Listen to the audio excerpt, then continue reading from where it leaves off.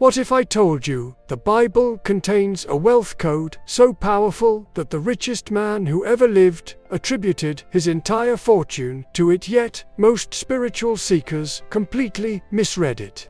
What if Napoleon Hill, after interviewing 500 of the world's wealthiest individuals, discovered that nearly all of them were unconsciously applying this exact same biblical principle, whether they were religious or not?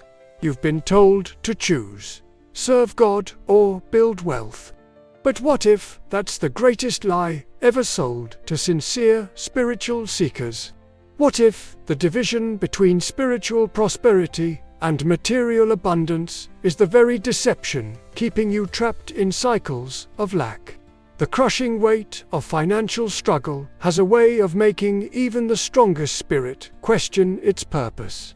You wake up each morning caught between two worlds, praying for provision, yet feeling guilty for wanting more.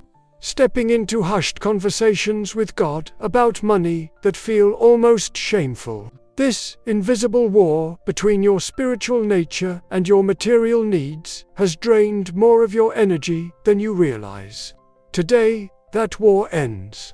In the next few minutes, you'll discover the ancient wealth blueprint that King Solomon encoded in his wisdom texts. The very same principle that Napoleon Hill spent decades researching, but only subtly revealed in his most profound passages. This isn't merely about accumulating money. It's about aligning your inner resources with the universal laws of abundance that have governed prosperity since creation itself. It's about finally understanding that the God who created the physical universe is not intimidated by nor opposed to your material prosperity. In fact, something vastly different is true, and this revelation will forever change how you approach both your faith and your finances. The most dangerous misinterpretation in spiritual circles today isn't about theology or doctrine, it's about abundance. You've been conditioned to believe that material prosperity exists in opposition to spiritual growth, that wanting financial freedom is somehow less noble than embracing lack.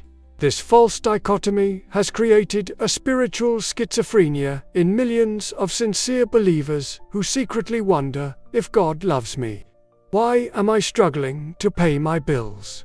Let's be brutally honest. If you're spiritually aligned but financially broke, something is fundamentally misaligned in your understanding. Solomon, the wisest and wealthiest king who ever lived, wrote, "The blessing of the Lord brings wealth, without painful toil for it." Proverbs 10:22. Yet you've been subtly programmed to expect struggle, to glorify hardship, and to view prosperity with suspicion, as if God's favor somehow stops at your bank account. Napoleon Hill, after studying the world's most successful individuals for over 25 years, discovered something remarkable. The wealthiest people operated with a specific mindset that mirrored ancient biblical principles, whether they knew it or not. He wrote in Think and Grow Rich, "Whatever the mind can conceive and believe, it can achieve." This wasn't New Age philosophy, it was his secular rediscovery of Solomon's declaration in Proverbs 23:7. "As a man thinks in his heart, so is he." The division you feel between faith and finances isn't divine, it's man-made. And it's time to heal this division at its root. Ask yourself honestly, have you been serving God while secretly resenting your financial situation? Have you been praying for prosperity while subconsciously believing you don't deserve it?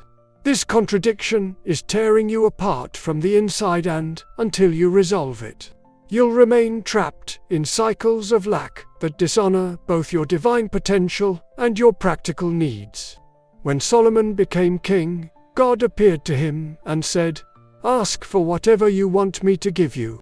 Notice what Solomon requested: not wealth, but wisdom. "Give me wisdom and knowledge," he prayed, "that I may lead this people." God's response reveals everything. Since you have not asked for wealth, possessions, or honor, but for wisdom and knowledge. Therefore, wisdom and knowledge will be given to you. And I will also give you wealth, possessions, and honor, such as no king who was before you ever had, and none after you will have. 2 Chronicles 1:11-12. This exchange contains the first key to the Solomon Wealth Code. True prosperity begins with valuing wisdom above material gain. Yet, and this is crucial, material abundance naturally follows authentic wisdom. Solomon didn't pursue wealth directly. He pursued wisdom, and wealth became the byproduct. Napoleon Hill's research led him to an identical conclusion. After interviewing hundreds of the world's most successful people, he identified specialized knowledge as one of the fundamental principles of wealth creation. This wasn't just academic knowledge, but practical wisdom, the ability to discern truth from falsehood, opportunity from distraction, and authentic value from mere activity. Hill wrote, "Knowledge is only potential power. It becomes power only when, and if, it is organized into definite plans of action." Compare this to Solomon's words in Proverbs 24:3-4. "By wisdom a house is built, and through understanding it is established. Through knowledge its rooms are filled with rare and beautiful treasures." The parallel is undeniable. Both Solomon and Hill recognized that wealth is primarily a manifestation of inner wisdom, not merely outer circumstances. Yet modern spiritual seekers have been tricked into believing they must choose between heavenly wisdom and earthly provision, a false choice that would have bewildered both Solomon and Hill. Your financial struggles are not primarily external but internal. Your bank account reflects your belief system more than your circumstances. The moment you begin valuing wisdom above all else, the moment you acknowledge that true prosperity begins in the mind before it manifests in the material, is the moment your entire relationship with money will transform. When was the last time you invested as much energy in developing your wisdom as you did in worrying about your finances? When did you last approach God, not for provision, but for discernment? This shift from seeking things to seeking understanding is the first step in activating the Solomon Wealth Code in your own life. Every home has a thermostat that regulates temperature, maintaining equilibrium regardless of external conditions. Similarly, you possess an internal prosperity thermostat, a deeply embedded set of beliefs that determines your financial temperature. No matter what financial opportunities come your way, this invisible mechanism will always pull you back to your programmed set point. This explains why lottery winners often lose everything within 5 years. It's why sudden inheritances frequently destroy lives instead of enhancing them. The exterior circumstances changed, but the internal thermostat remained unchanged. Solomon understood this principle when he wrote, "Keep your heart with all diligence, for out of it spring the issues of life." Proverbs 4:23. The Hebrew word for heart here doesn't refer to emotions but to the core of your consciousness, your fundamental beliefs about yourself and the world. Solomon recognized that your outer life flows from this inner source, not the other way around. Napoleon Hill called this same phenomenon your definite major purpose. He discovered that successful people maintained an unwavering clarity about their purpose, a North Star that guided all their decisions and actions. This wasn't just goal setting. It was a complete reorientation of consciousness.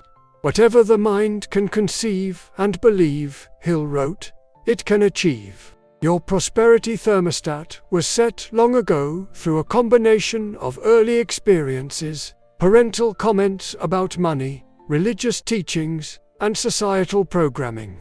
Perhaps you witnessed your parents struggle financially while remaining devoted to God, creating an unconscious association between spirituality and lack.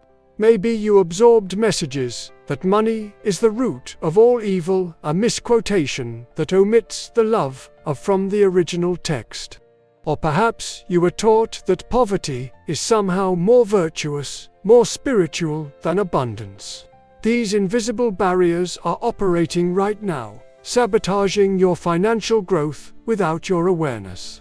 Every time your income begins to increase beyond your internal set point, subtle self-sabotage kicks in.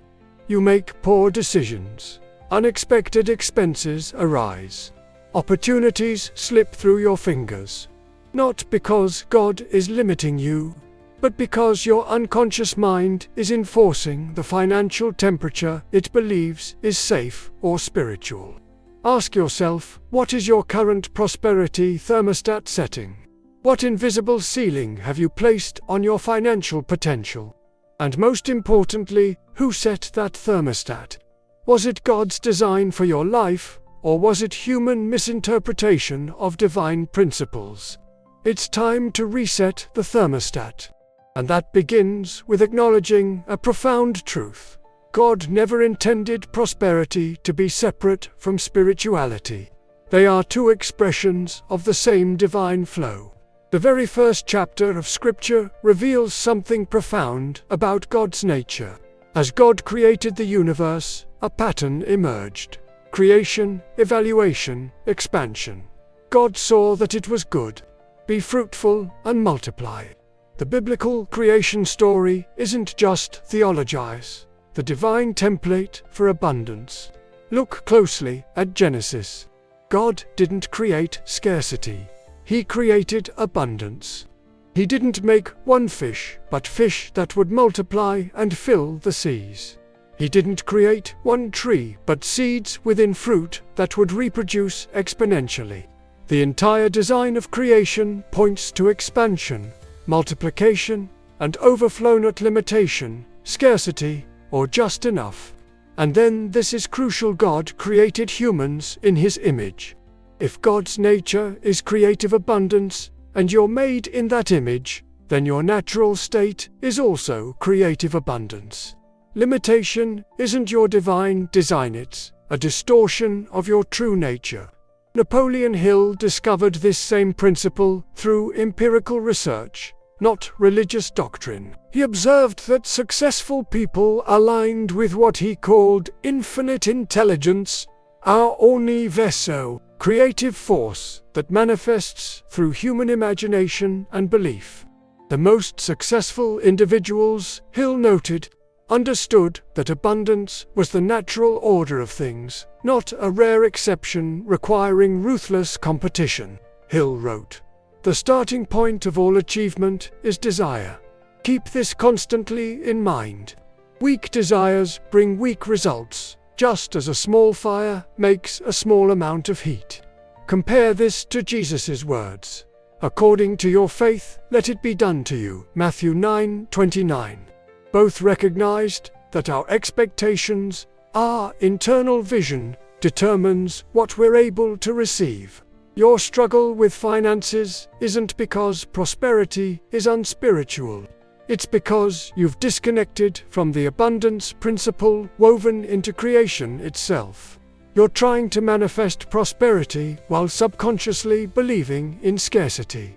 You're praying for provision while internally aligning with lack.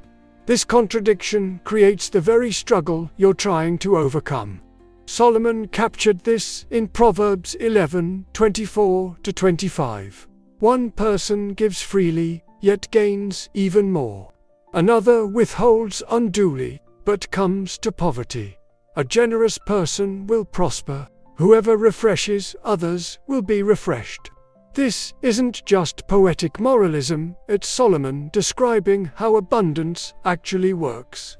The universe is not a zero-sum game, where your gain must come from someone else's loss. It's an ever-expanding system designed for multiplication.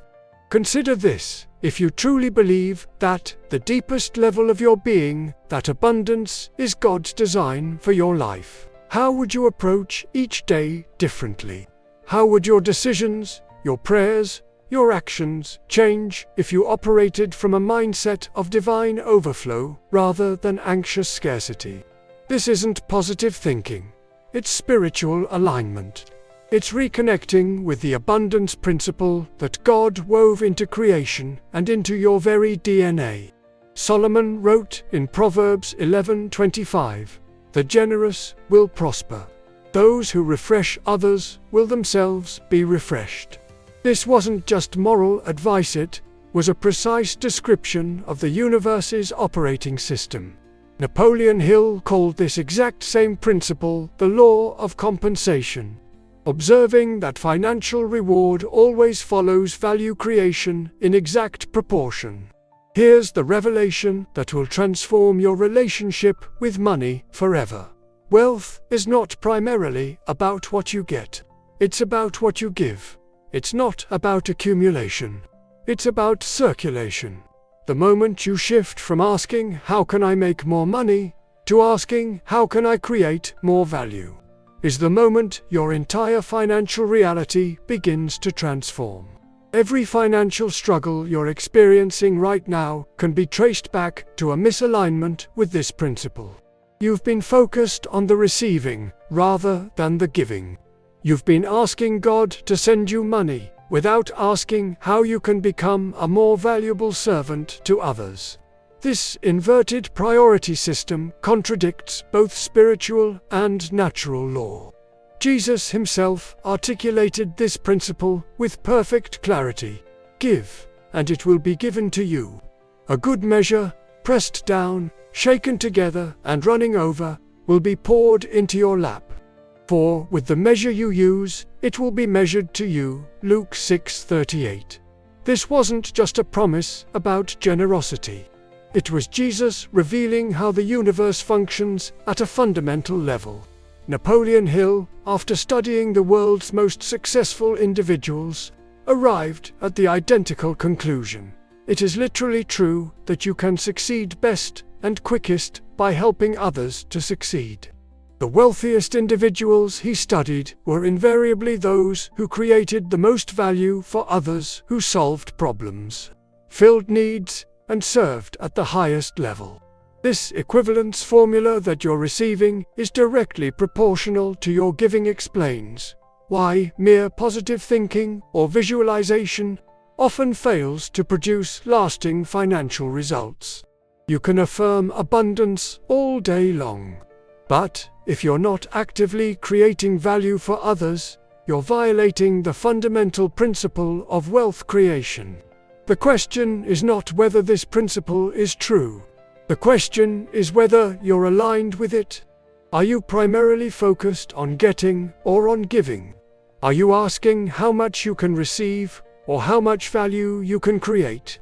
Are you approaching God as a cosmic ATM or as the source of inspiration for how you can better serve His world? This isn't spiritual theory, it's practical wealth wisdom. The moment you shift your focus from accumulation to contribution, from consumption to creation, from getting to giving, is the moment you activate both Solomon's and Hill's most powerful wealth principle. And here's the liberating truth. This principle works regardless of your current circumstances. You don't need money to create value. You don't need status to serve others. You don't need privilege to contribute something meaningful. You simply need to shift your focus from what you lack to what you can give right now, with whatever you have. What value can you create today, right where you are? What problem can you solve? What need can you meet? What service can you provide? This isn't just the path to prosperity, it's the path to purpose. And when purpose and prosperity align, unstoppable abundance begins to flow.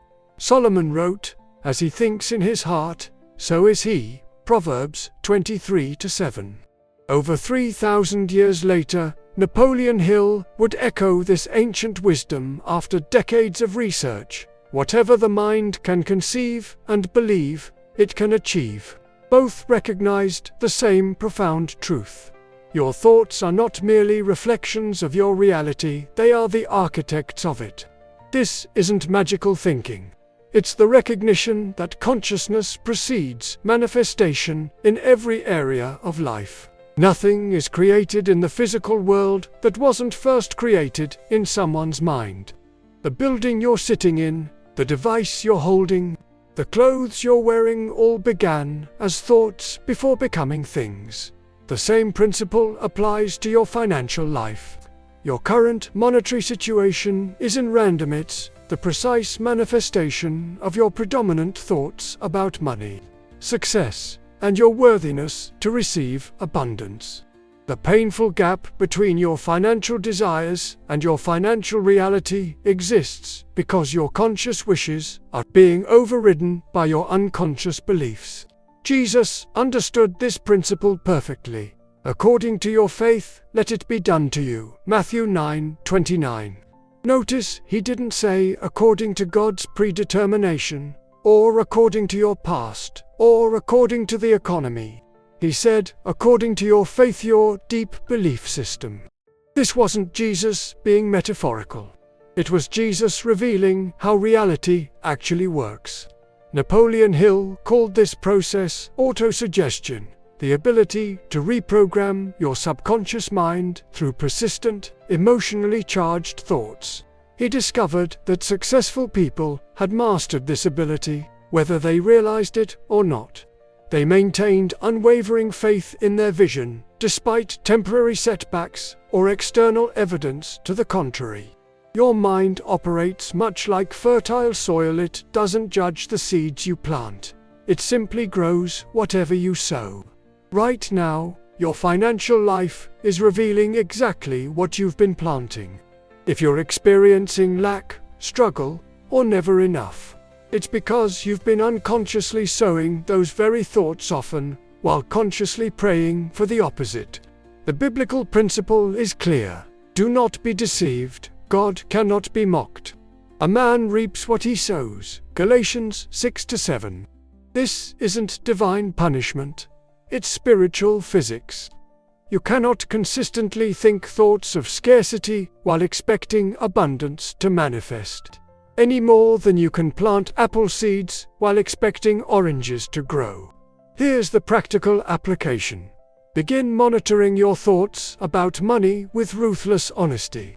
When you think about your finances, what emotions arise? When you consider your financial future, what images automatically appear? When you hear about someone else's prosperity, what's your instinctive reaction? These automatic responses reveal your true prosperity, programming the actual seeds you're planting in the garden of your mind.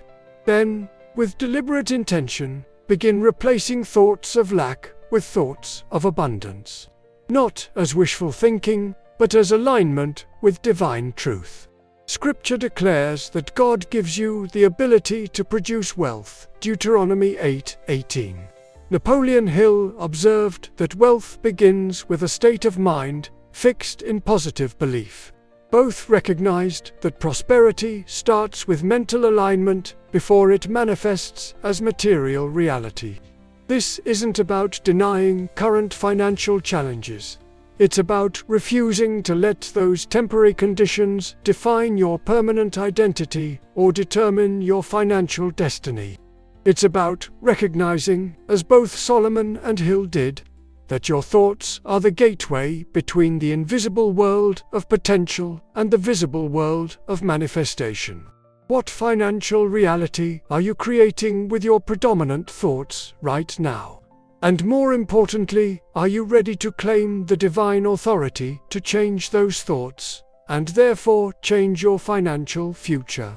Here we reach the pivotal crossroads of your prosperity journey, the point where most spiritual seekers tragically turn back.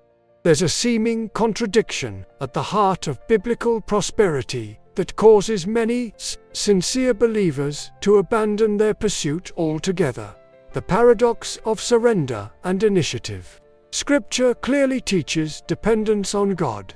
Trust in the Lord with all your heart, and lean not on your own understanding. Proverbs 3-5. Yet it simultaneously demands bold action. Whatever your hand finds to do, do it with all your might. Ecclesiastes 9:10. It instructs us to cast all your anxiety on Him because He cares for you, 1 Peter 5-7, while also commanding us to make the most of every opportunity, Colossians 4-5.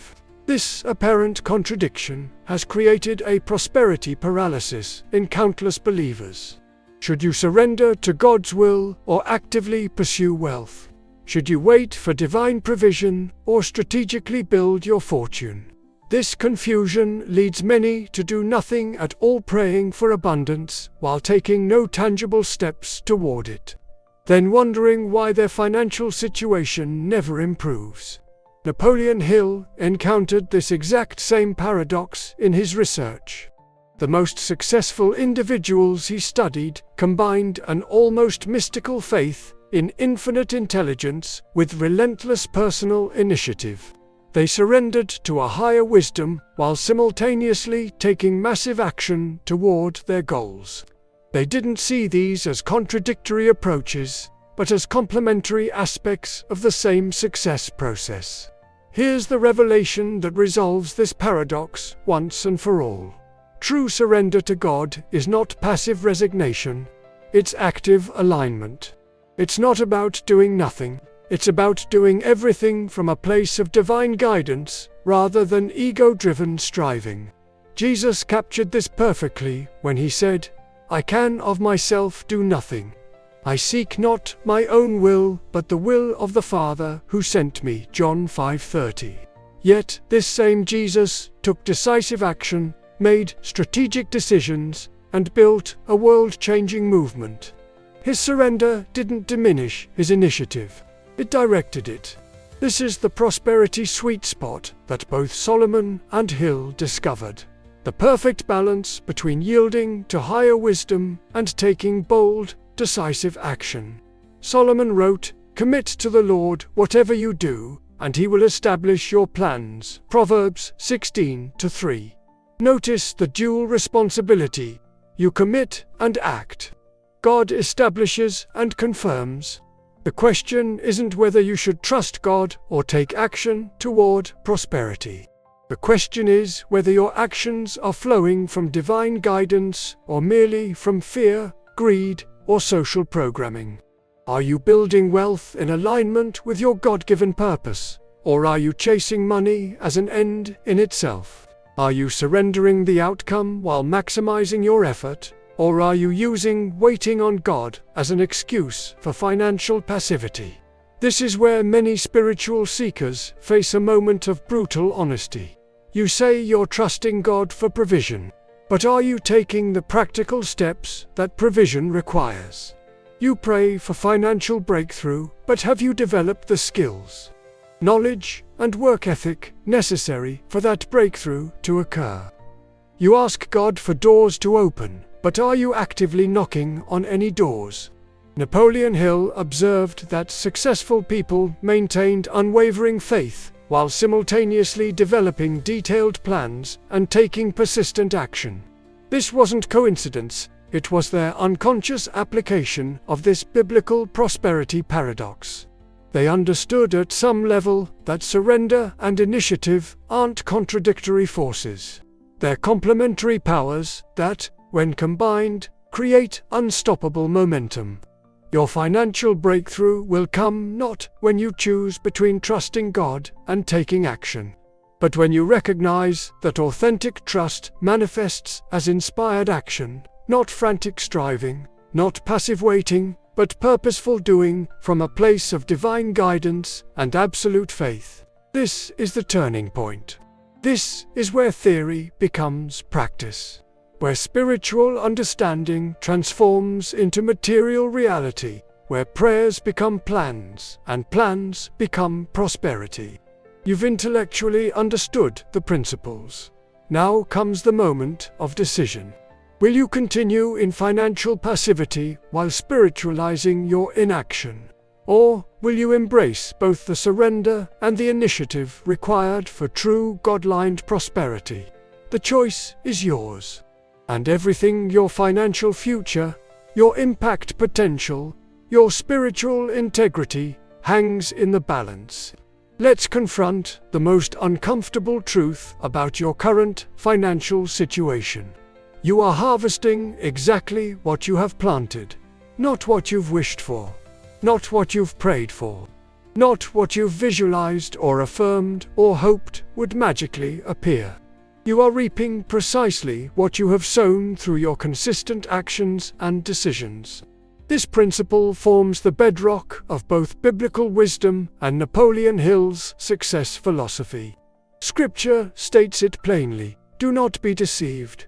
God cannot be mocked. A man reaps what he sows. Galatians 6-7. Hill articulated the same truth. You cannot reap what you have not sown. You cannot hold in your hand what you have not gathered.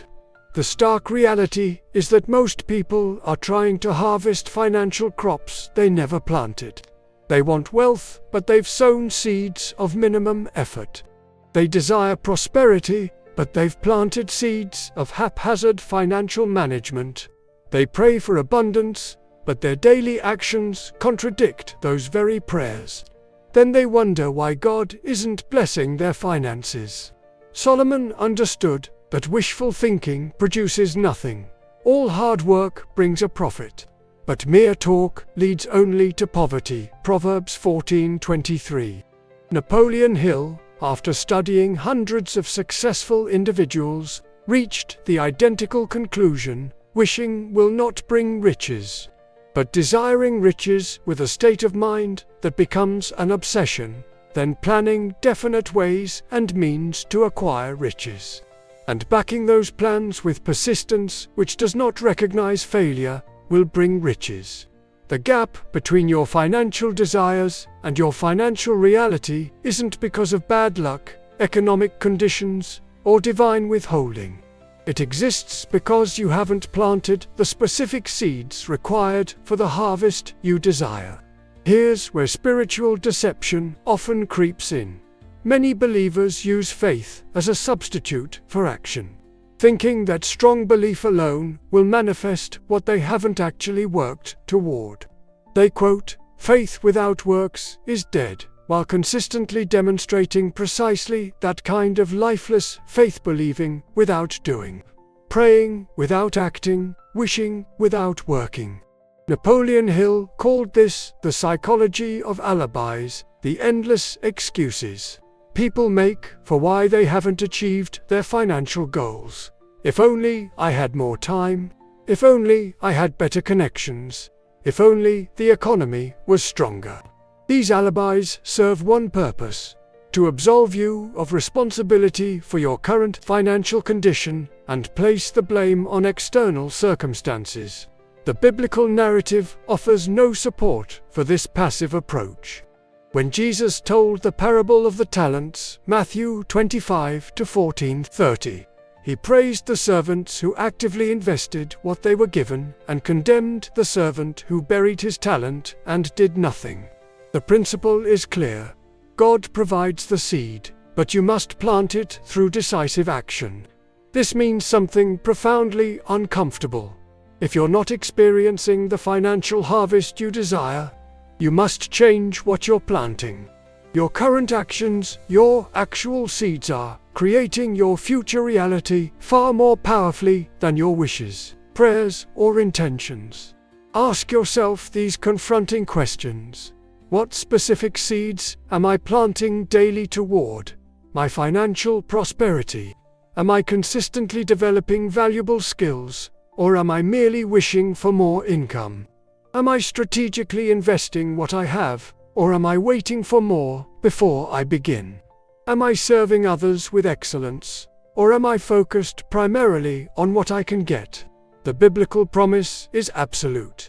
Let us not become weary in doing good, for at the proper time we will reap a harvest if we do not give up. Galatians 6-9. The harvest is guaranteed, but only if you've planted the right seeds and maintained them with persistence. This isn't about frenetic activity or workaholism. It's about aligned action, doing the specific things that actually create the results you're praying for. It's about ensuring that your daily behaviors match your professed beliefs about prosperity. It's about closing the gap between what you say you want and what you're actually creating through your habits and decisions. The moment of truth has arrived. Are you willing to stop wishing for financial change and start planting the specific seeds that will create it? Are you ready to move beyond spiritual alibis and embrace the divine responsibility of co-creating your prosperity? The harvest you desire is possible, but only if you're willing to plant the seeds it requires.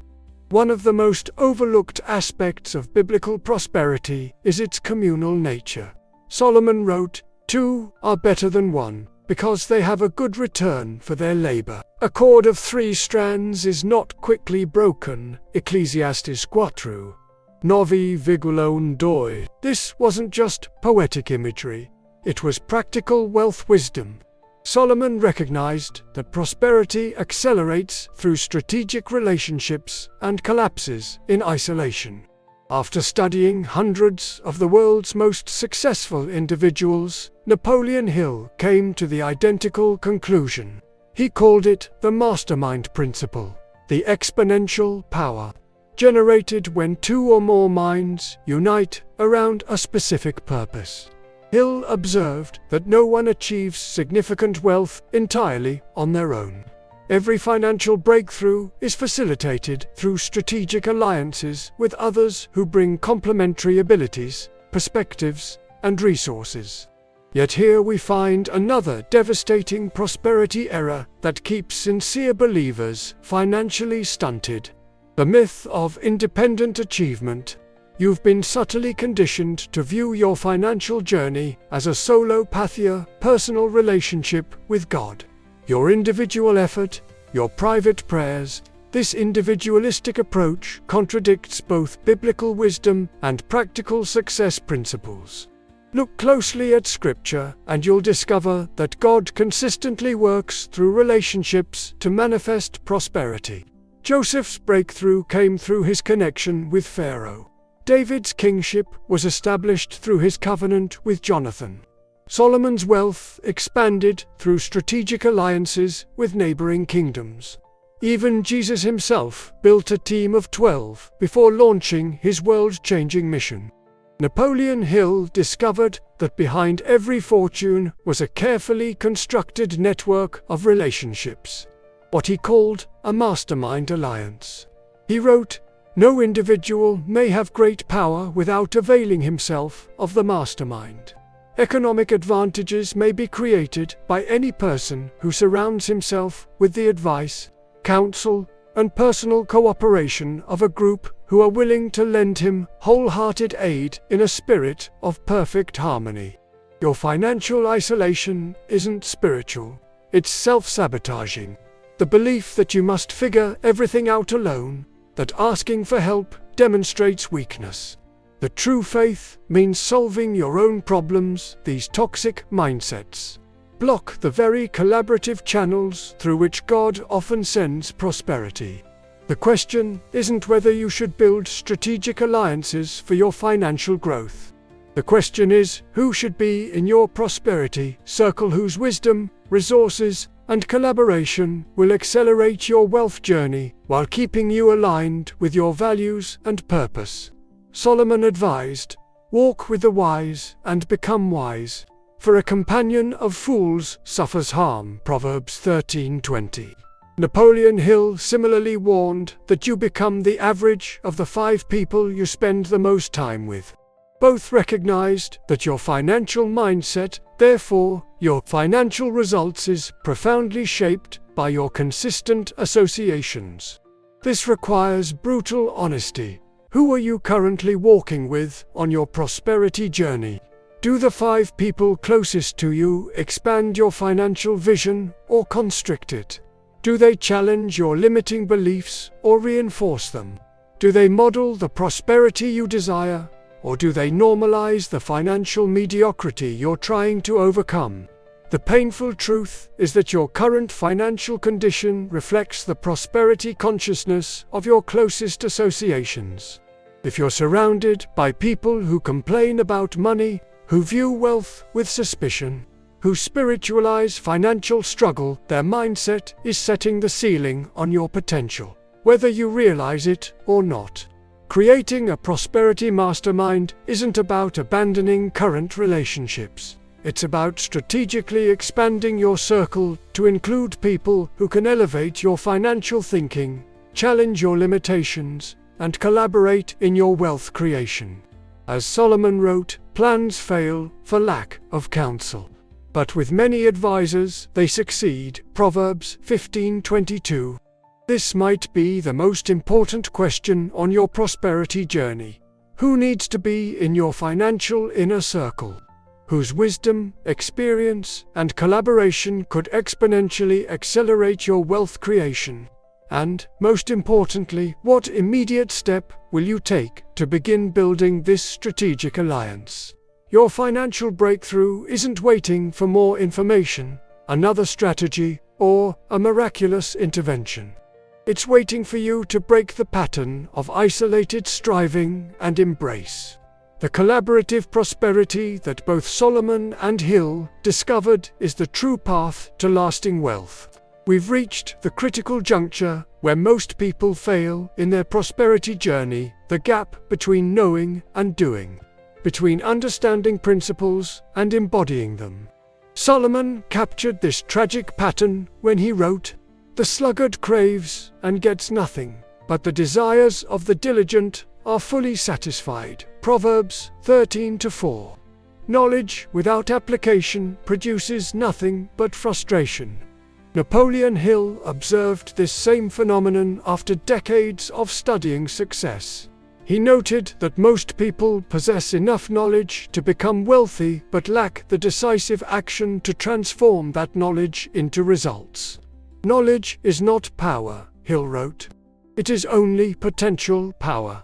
It becomes power only when and if it is organized into definite plans of action and directed to a definite end.